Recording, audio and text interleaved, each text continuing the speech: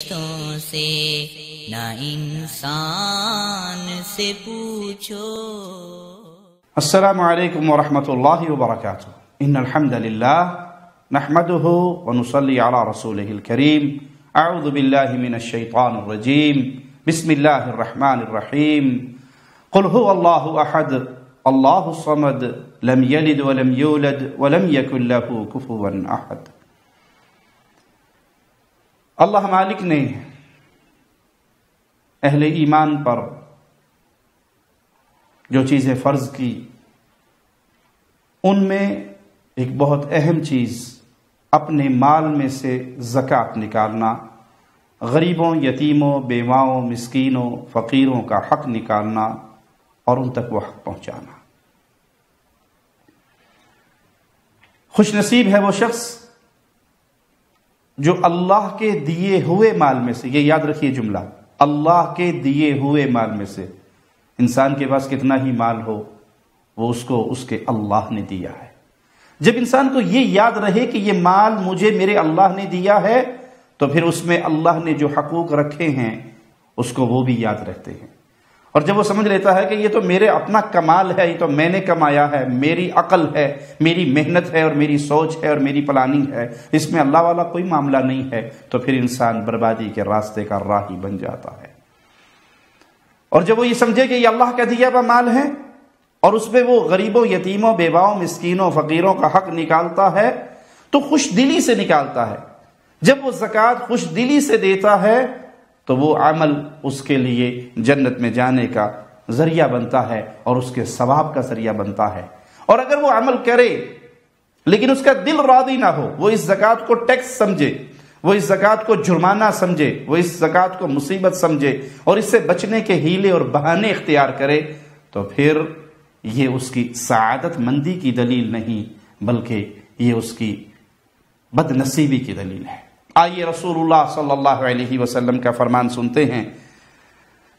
ام سلمہ رضی اللہ تعالی عنہ روایت کرتی ہیں کہ پیارے حبیب علیہ الصلوۃ والسلام نے فرمایا، من ادى زکاة ماله طیب النفس بها یرید وجہ اللہ والدار الآخرہ، جس شخص نے خوش دلی سے اپنے مال میں سے زکوٰۃ ادا کی، اور زکوٰۃ ادا کرنے کا مقصد کیا ہے کہ اللہ راضی ہو جائے، یہ اللہ کی خوشنودی کے لیے میں عمل کر رہا ہوں اور آخرت کو مجھے اس کا ثواب ملے، ثواب کا طلبگار ہو، اللہ کو راضی کرنا اس کا مقصد ہو، اور خوش دل ہو کے، اسے جرمانہ سمجھ کے نہیں، رو پیٹ کے نہیں، مر گیا، برباد ہو گیا، ہلاک ہو گیا، اتنے پیسے دینے پڑ گئے، میں تو بس تباہ ہو گیا، میرا تو سارا کچھ رڑ گیا، یہ جملے زبان پہ نہ ہو، بلکہ خوش دلی سے کہ یہ اللہ کا دیا ہوا مال تھا، اس میں اللہ نے یہ حق رکھا تھا غریبوں کا، اور میں اللہ کا شکر ہے، اللہ کی رحمت ہے کہ میں وقت پہ اس کو ادا کر رہا ہوں تاکہ میرا اللہ مجھ سے راضی ہو، تاکہ مجھے آخرت والے دن اجر و ثواب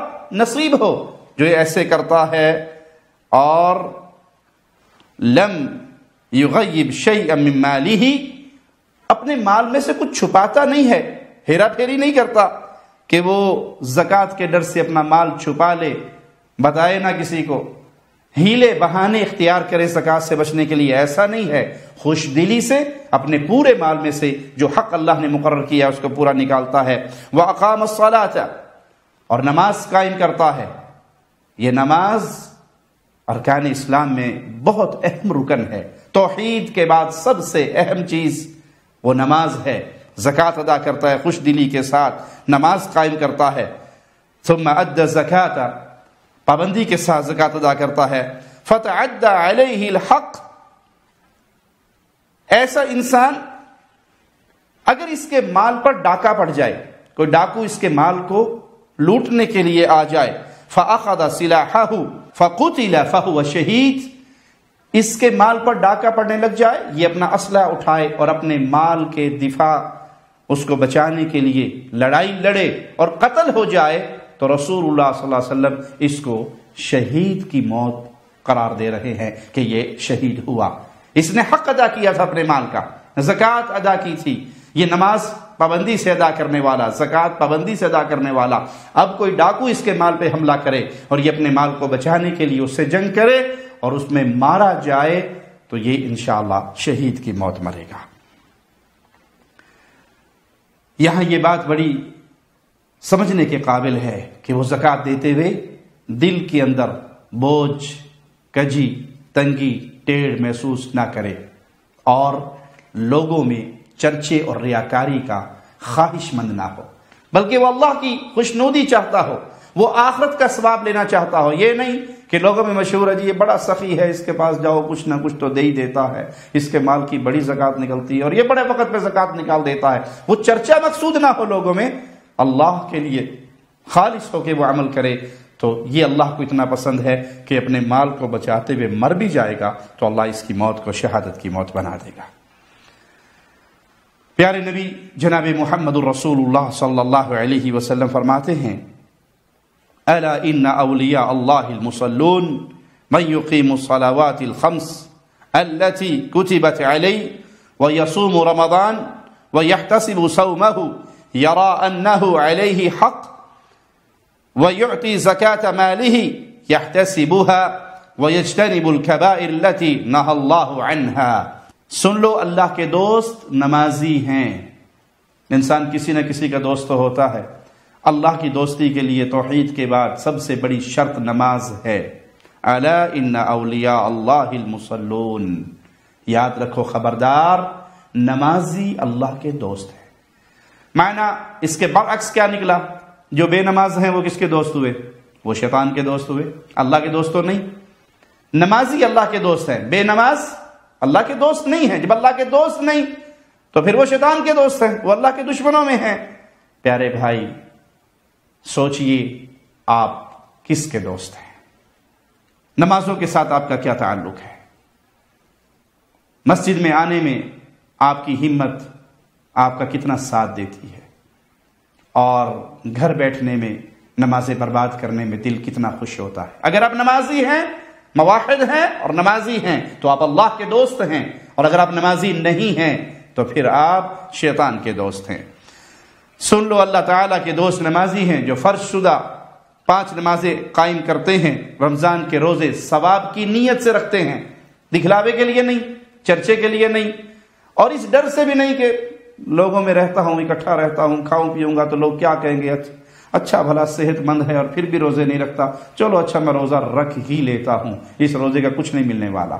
وہ روزہ رکھتا ہے اللہ سے ثواب لینے کے لیے، اللہ کو راضی کرنے کے لیے، ثواب کی نیت سے روزے رکھتا ہے، اور سمجھتے ہیں کہ ان پر یہ حق ہے، اور ثواب کی نیت سے اپنے مال کی زکوٰۃ ادا کرتے ہیں۔ یہ اللہ کے دوستوں کی شان بیان ہو رہی، وہ کون ہے، ان کا تعارف بیان ہو رہا ہے۔ وہ نماز پڑھنے والے، وہ رمضان کے روزے ثواب کی امید سے رکھنے والے، اپنے مال میں زکوٰۃ دینے والے، اور یہ سمجھنے والے یہ حق ہے جو اللہ نے ہمارے اوپر فرض کیا ہے، اور کبیرہ گناہوں سے اجتناب کرتے ہیں جن سے اللہ نے منع فرما دیا ہے۔ یہ ہے اللہ کے دوست، نمازی، روزے دار، زکوٰۃ ادا کرنے والے اور کبیرہ گناہوں سے بچنے والے، یہ اللہ کے دوست ہیں۔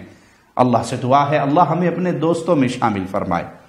سیدنا انس بیان کرتے ہیں، صحیح بخاری حدیث نمبر 1450، کہ ابو بکر رضی اللہ عنہ وردہ نے انہیں زکوٰۃ کے احکام لکھ کر دیے جو رسول اللہ صلی اللہ علیہ وسلم نے لکھوائے تھے، اور اس میں یہ بھی تھا صدقے کے خوف سے الگ الگ مال کو اکٹھا نہ کیا جائے اور اکٹھے مال کو الگ الگ نہ کیا جائے۔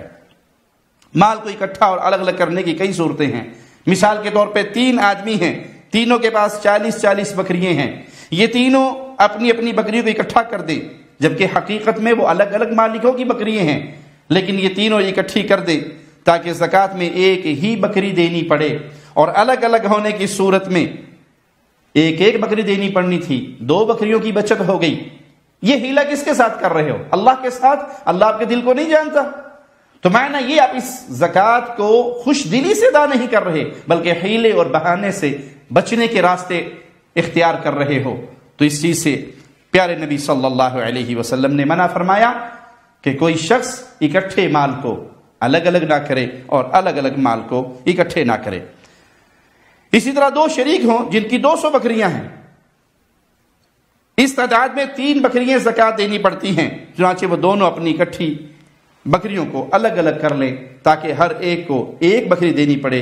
اس صورت میں بھی 1 بکری کی بچت ہوگی۔ اس چیز سے رسول اللہ صلی اللہ علیہ وسلم نے منع فرمایا۔ سیدنا عبداللہ بن معاویہ رضی اللہ عنہ وارضاہ بیان کرتے ہیں کہ رسول اللہ صلی اللہ علیہ وسلم نے فرمایا، اور یہ روایت بھی ابو داؤد میں 1582 نمبر، ثلاث من فعلہن فقد طعم الایمان، جس نے 3 کام کر لیے اس نے ایمان کی لذت کو چکھ لیا۔ اللہم اجعلنا منہم ومعاہم وفیہم۔ اللہ اپنے ان پیاروں میں ہمیں بھی شامل فرما دے، اور ہمارے ہر اس مواحد بھائی کو جس کے کانوں تک ہماری آواز پہنچ رہی ہے اس دعا میں شریک فرما دے۔ اے مالک، جو یہ 3 کام کرے جن کے کرنے سے ایمان کی لذت اور ایمان کا ذائقہ وہ چکھ لیتا ہے۔ من عبد اللہ وحدہ، وہ 3 کام جس سے ایمان کے ذائقے نصیب ہو جاتے ہیں۔ ان میں پہلا کام، جو صرف تنہا ایک اللہ کی عبادت کرے، اللہ کی عبادت میں کسی کو شریک نہ کرے۔ جو عمل عبادت ہے وہ خالص اللہ کے لیے کرے۔ اگر سجدے عبادت ہے تو خالص اللہ کے لیے، اگر رکوع عبادت ہے تو خالص اللہ کے لیے، اگر نظر نیاز عبادت ہے تو خالص اللہ کے لیے، اگر ذبح و قربانی عبادت ہے تو خالص اللہ کے لیے، اگر پکارنا، مانگنا، گڑ گڑانا عبادت ہے تو خالص اللہ سے مانگا جائے، اگر بھروسے کرنا عبادت ہے تو خالص اللہ پہ کیا جائے، اگر محبت عبادت ہے تو جیسی اللہ سے ہوگی ویسی کسی سے نہیں ہوگی، اگر یہ خوف عبادت ہے تو جیسا اللہ سے ہوگا ویسا کسی اور سے نہیں ہوگا۔ عبادت کی ہر قسم کو وہ خالص ایک اللہ کے لیے کرے۔ وَأَنَّهُ لَا إِلَهَ إِلَّا اللَّهُ، وہ یہ تسلیم کرے، ایک اللہ کی عبادت کرے اور مانے، اقرار کرے، ایک اللہ کے علاوہ کوئی معبود برحق نہیں، اللہ کے علاوہ جس کی پوجا کی جائے گی وہ معبود باطل قرار پائے گا، حق کے ساتھ اگر پوجا ہوگی تو ایک اللہ کی۔ وَآتَى زَكَاةَ مَالِهِ طَيِّبَةً بِهَا نَفْسُهُ رَافِدَةً علیہ کل عام، اور جو اللہ نے اس کو مال دیا ہے اس مال میں سے وہ زکوٰۃ ادا کرے دل کی خوشی کے ساتھ، دل میں تنگی، ٹیڑھ اور کجی نہ ہو، بلکہ خوشی خوشی ہر سال وہ اپنے مال میں سے زکوٰۃ ادا کرے۔ ولا يعطي الحرمة ولا الدرنة ولا المريضة ولا الشرط اللئيمة، یہ جب زکوٰۃ دے تو یہ خیال کرے کس قسم کا مال یہ اللہ کے لیے دے رہا ہے۔ کوئی بوڑھا، خارج زدہ، بیمار یا بیکار قسم کا جانور زکوٰۃ میں نہ دے، بلکہ اچھے مال میں سے، متوسط مال میں سے یہ اللہ کے لیے دے۔ وَلَكِن مِّن وَسَطِ أَمْوَالِكُمْ، اپنے مال کا اچھا حصہ، متوسط حصہ دے۔ فَإِنَّ اللَّهَ لَمْ يَسْأَلْكُمْ خَيْرَهُ، اللہ تم سے تمہارے مال کی بہترین چیز نہیں مانگتا کہ جو تمہارے پاس سب سے بہترین چیز ہے، عمدہ ہے، وہ تم دو، اور نہ وہ تمہیں برا مال دینے کا حکم دیتا ہے، نہ تو بہت عمدہ چیز دو اور نہ ہی بالکل بیکار چیز دو، بلکہ درمیان میں رہو اور وہ چیز دو جو ان دونوں کے درمیان میں ہو۔ ابو ذر رضی اللہ عنہ وارضاہ فرماتے ہیں کہ رسول اللہ صلی اللہ علیہ وسلم نے بیان فرمایا، ثلاثۃ لا يكلمهم اللہ یوم القیامہ، 3 ایسے بد نصیب ہیں جن سے قیامت کے دن اللہ کلام نہیں کرے گا۔ ولا ينظر الیہم ولا یزکیہم، نہ ان کی طرف دیکھے گا نظر رحمت سے اور نہ ہی انہیں گناہوں سے پاک کرے گا۔ ولہم عذاب علیم، اور ان کے لیے دردناک عذاب ہوگا۔ اللہم لا تجعلنا منہم ولا معاہم ولا فیہم، اللہ اپنی رحمت سے ہمیں معاف فرما دے اور ان بد نصیبوں میں ہمارا شمار نہ فرمانا۔ اللہ کے نبی صلی اللہ علیہ وسلم نے یہ الفاظ 3 بار دہرائے۔ ابو ذر نے کہا ناکام ہو گئے، نامراد ہو گئے، نقصان سے 2-4 ہو گئے، اللہ کے رسول یہ کون لوگ ہیں؟ تو پیارے نبی صلی اللہ علیہ وسلم نے فرمایا، المسبل ازارہ، اپنی شلوار، اپنا کپڑا، اپنی پینٹ، اپنی تہمت ٹخنوں سے نیچے لٹکانے والا، والمنان، احسان جتلانے والا، اور جھوٹی قسم سے اپنے سامان کو فروخت کرنے والا۔